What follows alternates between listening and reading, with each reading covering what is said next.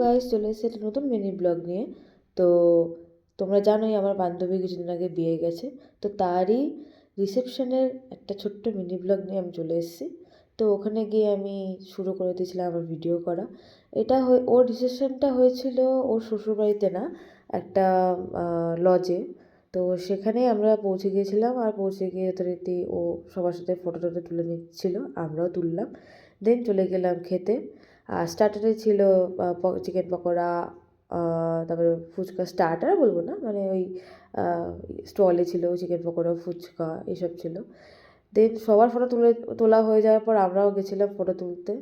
তো আমাদেরও ফটো তোলা হয়ে যায়, এক এক করে আমরা ফটো তুলে নিই। দেন ওপরে চলে গেছিলাম। ওই লজটার ওপর থেকে করা হয়েছিল নাচানাচির ব্যবস্থা, মানে ডিজে।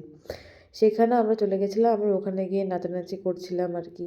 কেউই ছিল না, আমি, তৃষা আর কিছু পাবলিক, মানে কিছু বন্ধুবান্ধব মিলে গিয়ে ওপরে নাচছিলাম।